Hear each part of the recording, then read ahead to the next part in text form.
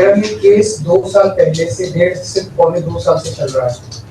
17 अगस्त को 2022 को सीबीआई की पहली केस फाइल हुआ था और 22 अगस्त 2022 को पीसीआर फाइल हुई थी। मुझे गिरफ्तार किया गया है। ना तो किसी कोर्ट ने मुझे दोषी करार दिया है, ना मेरे ऊपर कोई मुकदमा चला है, ना मेरे ऊपर कोई आरोप तय हुए हैं, ना मेरे ऊपर कोई आरोप नहीं है। अभी तक इस केस में सीबीआई 31,000 पेज फाइल कर चुकी है कोर्ट में और 294 विटनेसेस को एग्जामिन कर चुकी है।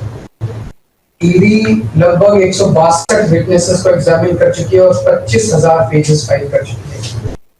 इन सारे विटनेसेस और सारे कागजों को मिला के मुझे क्यों गिरफ्तार किया गया है? मेरा नाम सीधे सीधे 4 स्टेटमेंट्स में आता है, वो मैं आपके सामने रखने की इजाजत चाह रहा हूँ। तो मेरा चार्ज क्या आता है? पहला, सी अरविंद मनीष सिसोदिया जी के सेक्रेटरी थे। उन्होंने ये कहा है, स्टेटमेंट दिया है कि एक दिन मेरे घर में मेरी मौजूदगी में मनीष सिसोदिया जी ने उनको कुछ एक्साइज के डॉक्यूमेंट्स हैंड ओवर किए। That's it madam. उन्होंने ये नहीं कहा कि मेरी मौजूदगी में पैसे दिए, कोई ऐसा कोई आरोप नहीं है। मेरी मौजूदगी में सी अरविंद को मनीष सिसोदिया जी ने एक्साइज के कुछ डॉक्यूमेंट्स। मैडम, मेरे घर पे ढेरों एमएलए आते हैं, ढेरों मंत्री आते हैं, ढेरों डिग्निटरीज आते हैं, अपने अपने सेक्रेटरी लेते हैं, वो आपस में खुसर भी करते रहते हैं, आपस में डॉक्यूमेंट्स भी एक्सचेंज। मुझे क्या पता कि कौन किसको क्या दे। Is this a sufficient reason to arrest the second chief minister? क्या ये स्टेटमेंट एक सेकंड चीफ मिनिस्टर को अरेस्ट करने के लिए पर्याप्त है? नंबर 1। नंबर दूसरा स्टेटमेंट, एमएसआर मगुंटा श्रीनिवास रेड्डी, ये मेंबर ऑफ पार्लियामेंट थे, जगन रेड्डी की पार्टी से। एमएसआर एक दिन 16 मार्च 2021 को 4:30 बजे मेरे दफ्तर आते हैं। उससे 10 दिन पहले उन्होंने मेरे ऑफिस में चिट्ठी ईमेल भेजी कि मैं एमपी हूँ, मुख्यमंत्री से मेरे ऑफिस वालों ने उसको 10 दिन बाद का टाइम दे दिया। वो मेरे पास मिलने के लिए आते हैं 4:30 बजे। मैं किसी वजह से जल्दी में था, आके वो मुझे कहते हैं कि मुझे दिल्ली में अपना फैमिली चैरिटेबल ट्रस्ट खोलना है, उसके लिए जमीन चाहिए। मैंने उनको कहा कि जमीन हमारे अंडर में नहीं आती, एलजी साहब के अंडर में आती है, आप मुझे चिट्ठी दे दीजिए, मैं एलजी साहब को फॉरवर्ड कर दूंगा। And that's it. सो ये हुआ 16 सितंबर 2022 को उनके घर पे रेड होती है।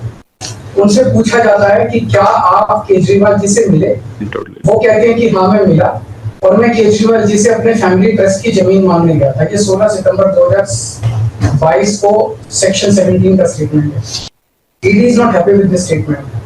5 महीने के बाद उनके बेटे को 10 फरवरी को गिरफ्तार कर लिया जाता है।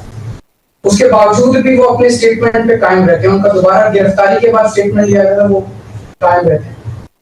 5 महीने जब उनका बेटा गिरफ्तार रहता है तो बात टूट जाता है।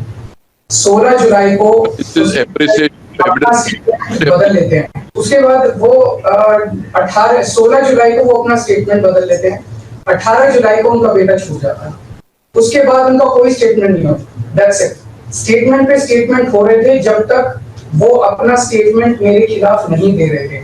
जैसे उन्होंने मेरे खिलाफ स्टेटमेंट दिया, बेटा भी छूट गया, स्टेटमेंट होने भी बंद हो गए और 3 अक्टूबर को उनका माफीनामा भी हो गया। Mission accomplished. इसका मतलब ईडी का मिशन केवल और केवल मुझे फंसाना था। 3 सेक्शन 50 के स्टेटमेंट है ना, तीनों सेक्शन 50 के स्टेटमेंट है, they are equal in the eyes of the law. तीनों बराबर है, तीनों की ग्रेविटी सेम है।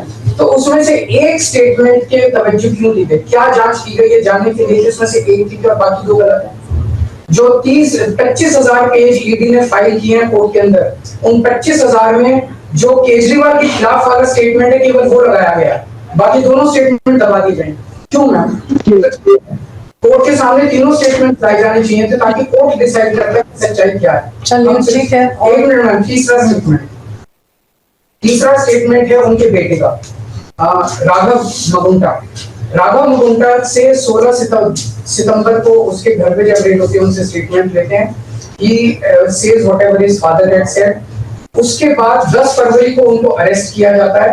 उसके बाद उनके 5 स्टेटमेंट्स होते हैं। 5 स्टेटमेंट्स में वो वही बोलते हैं जो पहले बोला। फिर 5 महीने तक वो जेल में रहते हैं। उसके बाद जब 16 जुलाई को उनके पिताजी स्टेटमेंट बदलते हैं तो 18 जुलाई को उनको छोड़ दिया जाता है। तो 7 स्टेटमेंट्स उनके हुए, 6 में वो मेरे खिलाफ नहीं बोलते, 7वें में जैसे ही मेरे खिलाफ स्टेटमेंट देते हैं उनका उसके बाद कोई स्टेटमेंट नहीं होता, उनको जेल में डाल दिया जाता है, उन्हें माफीनामा दे दिया जाता है। तो जो 6 स्टेटमेंट्स हैं ये रिकॉर्ड पे नहीं लाए जाते। चौथा है शरद रेड्डी। शरद रेड्डी के केस में 16 सितंबर को उसको अरेस्ट किया गया, 16 सितंबर को उसकी रेड हुई, उसने मेरे खिलाफ कुछ नहीं बोला। 9 नवंबर को उसका स्टेटमेंट लिया, उसने कुछ नहीं बोला।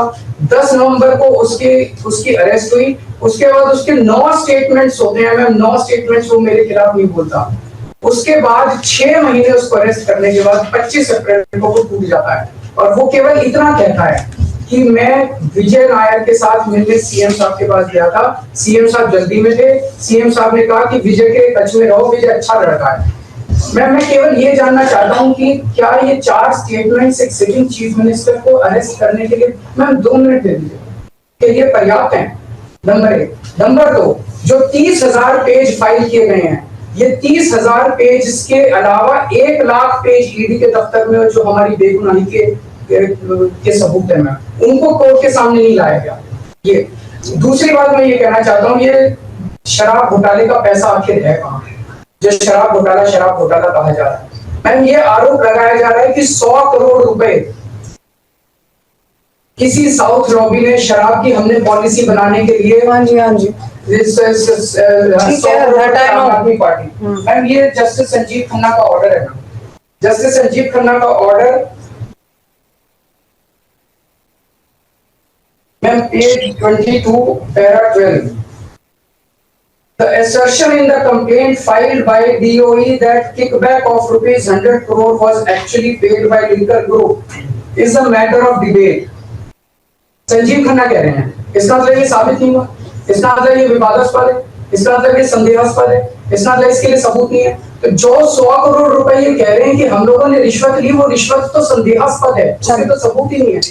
लेकिन असली शराब घोटाला क्या है? असली शराब घोटाला शुरू होता है ईडी की जांच के बाद। जब ईडी की जांच शुरू हो जाती है, ईडी की जांच के 2 मकसद हैं। एक स्मोक स्क्रीन क्रिएट करना पूरे देश के सामने, आम आदमी पार्टी ने चोरी की है, आम आदमी पार्टी भ्रष्टाचारी है, आम आदमी पार्टी ने शराब घोटाला किया, और उसके पीछे एक्सटॉर्शन रैकेट करना जिसके जरिए वो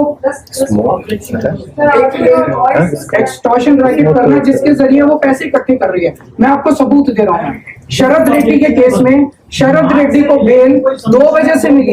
एक, शरद रेड्डी ने मेरे खिलाफ स्टेटमेंट दिया और शरद रेड्डी ने अरेस्ट होने के बाद 55 करोड़ रुपए का चंदा बीजेपी को दिया, 55 करोड़ रुपए के bonds arrest, so he bought his bail ma'am, he bought his bail.